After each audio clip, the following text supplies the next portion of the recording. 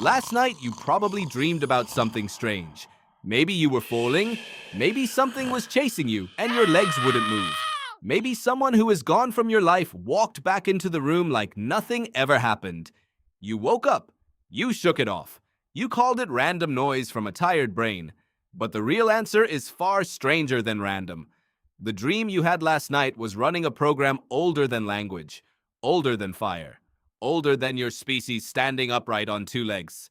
Your ancestors had that same dream, not a similar one, the same one. For most of human history, there was no electricity, no screens, no constant noise to drown out the mind once the sun went down. Just darkness and a brain that kept working anyway. So what was it actually doing in there? What was it building every single night for hundreds of thousands of years before anyone wrote a word down? To answer that, you have to start with a problem. Dreams leave no fossils. You can dig up a skull. You can date a tooth. You cannot dig up a dream. So for a long time, scientists treated dreaming as basically unknowable, a kind of mental exhaust with no real function. That changed when a Finnish researcher named Antti Revonsuo looked at thousands of dream reports and noticed something almost too simple to be true.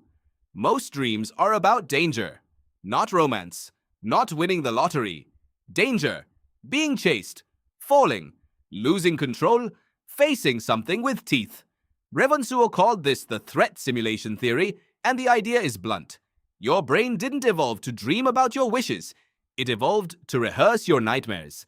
Every night, while your body lay still and unprotected in the dark, your mind ran combat drills against predators, enemies, and disasters, so that if the real thing ever happened, you wouldn't be experiencing it for the first time. Think about what that means for someone living 200,000 years ago.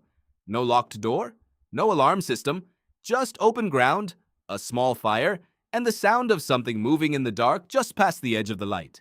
A brain that practiced fear in advance was a brain that survived to wake up the next morning. A brain that didn't was sometimes simply gone. Dreaming, under this theory, wasn't a glitch. It was training. Free, nightly, unconscious training for the worst moments of a short and dangerous life. But here's where it gets interesting. You don't have to take Revonsuo's word for it and trust it blindly.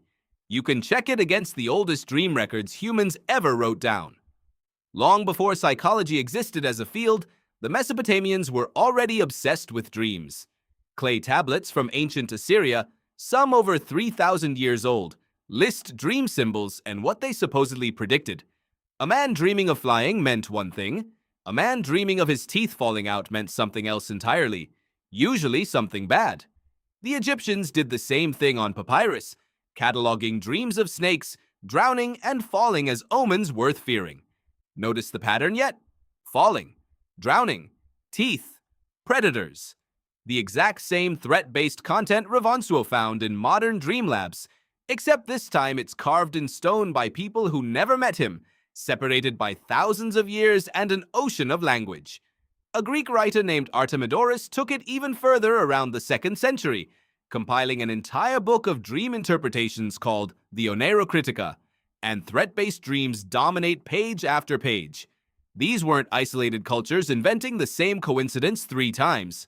This was the same ancient operating system showing up wherever humans existed, because it was never cultural in the first place. It was biological.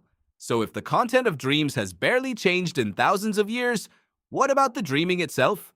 Did ancient humans even sleep the way you do?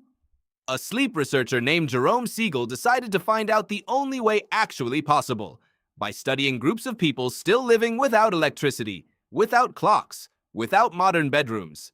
He looked at hunter-gatherer communities like the Hadza in Tanzania and the San in Namibia, people whose daily rhythms are about as close as science can ethically get to ancestral human life. What he found surprised a lot of sleep scientists who assumed pre-industrial humans must have slept longer and more peacefully than stressed-out modern people. They didn't sleep more. If anything, they sometimes slept less. But here's the detail that matters most for your dreaming brain. Their sleep still moved through the same stages yours does, including the deep REM sleep where the most vivid dreaming happens. The body changed location, the diet changed, the workload changed completely, but the dreaming architecture stayed exactly the same. Whatever dreaming is for, it wasn't optional, and it wasn't a side effect of modern comfort. It traveled with the species itself, intact, through every environment. Lived in. Now bring in one more piece because content alone doesn't prove function. A psychologist named Calvin Hall spent decades collecting dream reports, eventually building a system with researcher Robert van de Kassel to analyze them at scale, sorting tens of thousands of dreams by theme across different cultures and decades. The conclusion held up again and again. Negative emotions dominate dream content almost everywhere it's been studied. Fear, anxiety, and misfortune appear far more often than joy or triumph, no matter who's dreaming or when. Why would a species build a nightly fear simulator and keep running it for hundreds of thousands of years if it didn't help anyone survive? Because the cost of skipping the simulation was sometimes a body. Here's the twist almost nobody expects, though. If dreaming exists mainly to rehearse threats, you'd assume the most dangerous people in history, the ones constantly facing real predators and real violence, would have had the most frequent and intense threat dreams of all. But some of the most chaotic, fear-heavy dream content shows up not in the most dangerous environments, but in the safest modern ones. City dwellers in stable, low-danger societies still dream constantly about being chased, trapped, and falling, despite never encountering a predator larger than a stray dog in their entire lives. Your brain doesn't seem to know the danger is gone. It's still running ancient software on hardware built for a world that mostly disappeared. The wiring that once rehearsed leopard attacks now rehearses missed deadlines, public humiliation, and the people you're afraid of disappointing.